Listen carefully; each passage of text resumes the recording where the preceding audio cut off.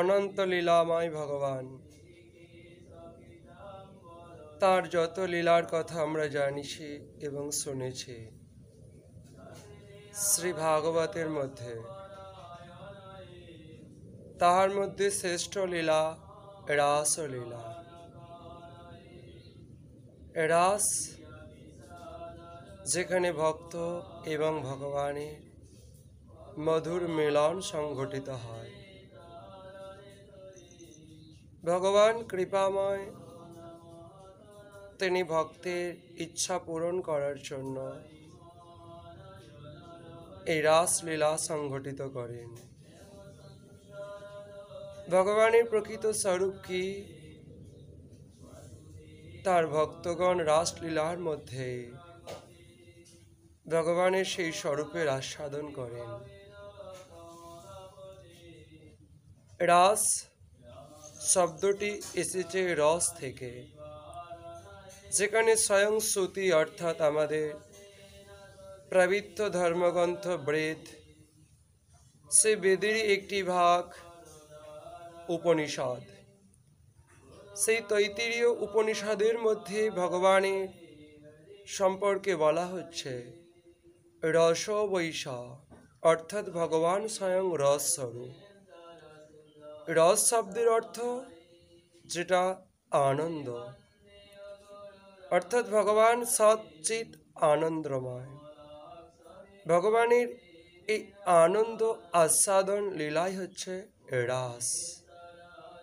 যখন একটি মাস ধরে তার ভক্তগণ কাত্যায়নী ব্রত পালন করলেন, যেটা এখন আমরা দামোদর ব্রত রূপে জানি, সেই ব্রত পালনের দ্বারাই ভগবানের এই রাসলীলা আস্বাদনের পরম সৌভাগ্য লাভ করেছিলেন ব্রজবাসিনীগণ। তার আগে বুঝতে হবে যে ভগবানকে যেইভাবে যে ভক্ত ভজনা করবেন, যেইভাবে পেতে ইচ্ছা করেন, ভগবান তাহার কাছে সেইভাবেই ধরা দেন। তাই ভগবান গীতার মধ্যে বলেছেন যে যথামং প্রপদ্যন্তি তং তথৈব ভজাম্যহম, অর্থাৎ যিনি আমাকে যেইভাবে ভজনা করবেন, অর্থাৎ যেভাবে পেতে ইচ্ছা করবেন, আমি তাহার কাছে সেই সম্পর্কে সেইভাবেই ধরা দেব। ভগবানকে বৈষ্ণবগণ পঞ্চরসে উপাসনা করেন, শান্ত, দাস্য, সখ্য, বাৎসল্য এবং মধু। এই যে মধুর রস, মধুর রস অর্থাৎ যেখানে শৃঙ্গার রস আমরা সহজ ভাষায় বুঝি, যেখানে ভগবান হয়ে যায় ভক্তের প্রিয়তম আর ভক্ত হয়ে যায় ভগবানের প্রিয়তমা। এই দ্বৈত এবং দ্বৈতার যে আনন্দের মিলন, এই ভক্ত এবং ভগবানের যে আনন্দের মিলন, সেটাই হয়ে যায় রাস। এই রাস একটি শারদীয় রাস এবং একটি বাসন্ত রাস। শরৎকাল যে রাস লীলা সংগঠিত হয়, যেটা আর কিছুদিন বাদে আমাদের সম্মুখে আসতে চলেছে, এই রাস হচ্ছে শারদীয় রাস। এই রাসে ভগবান ব্রজবাসিনীদের ইচ্ছা অভিলাষ পূরণ করেছিলেন। এবং আরেকটি রাস বসন্তকালে হয়, যেটা বাসন্ত রাস, যেটি শ্রীমতী শ্রী রাধা রানীর সঙ্গে ভগবানের প্রেম লীলা সংগঠিত হয়েছিল। এখন বুঝতে হবে, যাহারা মধুর রসের উপাসক অর্থাৎ ভগবানকে প্রিয়তম রূপে উপাসনা করেন এবং নিজেকে ভগবানের প্রিয়তম রূপে দর্শন করেন, তারা এই আগামী পূর্ণিমা তিথিতে, শারদীয় পূর্ণিমা তিথিতে ভগবানের সেই মধুর রাসলীলার মধ্য দিয়ে নিজেদের জীবনকে চরিতার্থ করবেন। এখন প্রসঙ্গ এটাই, আমাদের এই মায়াসক্ত মন যে বিষয় পঙ্কের মধ্যে প্রতীত হয়ে আছে, সেই বিষয় পঙ্ক নিমগ্ন মন কতটুকু এই অপ্রাকৃত রাসলীলার আস্বাদ করতে পারবে। মন যখন সম্পূর্ণ কাম মুক্ত হয়ে যায়, তখনই ভগবানের এই প্রেম আস্বাদন যা রাস লীলা প্রকৃত তাৎপর্য বোঝা যায়। মন যদি আমাদের কামাসক্ত থাকে, তাহলে আমরা ভগবানের দিকেও অঙ্গুলি নিক্ষেপ করতে কুণ্ঠাবোধ করি না। যেমন অনেক মানুষ আছে আজও যাদের ভগবানের এই রাসলীলার গভীর তাৎপর্য বুঝতে না পেরে ভগবানের উপর নানাভাবে ব্যভিচার দোষ আরোপ করেন, যেটি সবথেকে জঘন্যতম এবং নিন্দনীয় কাজ। ভগবানের ক্রিয়াকর্ম বোঝার মতো সামর্থ্য, তার লীলা বোঝার মতো সামর্থ্য আমাদের এই কামাসক্ত মন, লোভাসক্ত মন, মায়াসক্ত মন কদাপি করতে সমর্থ নয়।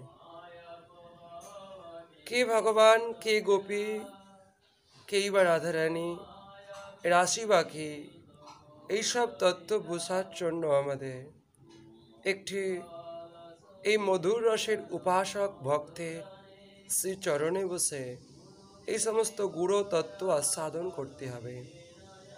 বই তো দোকানে অনেক পাওয়া যায়, পড়তে তো আমরা সবাই পারি, তার মানে কি রাসের গুড়ার্থ আমরা বুঝে ফেলি? যদি তাই হতো, তাহলে আমাদের মন কেন আজ ওই কাম ক্রোধ লোভের পশ্চাতে ছুটত? চিন্তা করুন, ভগবানের মায়া অতিক্রম করা ভগবানের ইচ্ছাতেই সম্ভব। আমাদের জ্ঞান, বিদ্যা, বুদ্ধি, বিবেক, জাগতিক সমস্ত প্রকার যা কিছু পদমর্যাদা আছে, কোনো কিছুর দ্বারাই সম্ভব নয়। কারণ এই মায়া অতি দূরত্বয়া।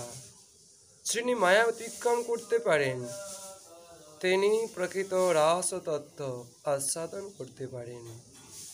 আর এই রাস তত্ত্ব কাত্যায়নীর কৃপা ছাড়া, অর্থাৎ যোগমায়ার কৃপা ছাড়া কদাপি আস্বাদন করা সম্ভব নয়।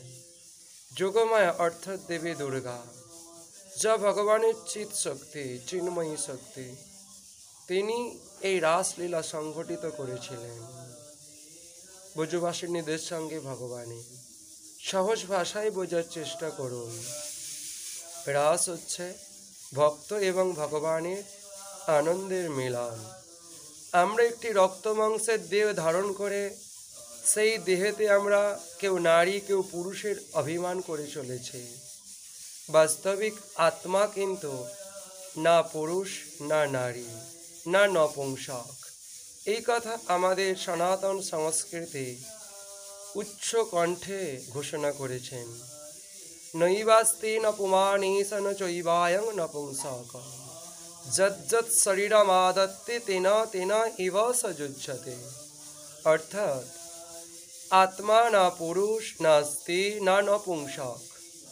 যখন কর্মফল ভোগের জন্য যে শরীর গ্রহণ করে, আত্মা তখন সেই রূপেই নিজেকে মনে করে, মনের দ্বারা মোহিত হয়ে। যেমন জলকে যখন লাল বালতির মধ্যে রাখা হয়, লাল দেখায়, যেমন রঙের বালতির মধ্যে রাখবো, জলের রং এবং আকারটা তেমনই হয়।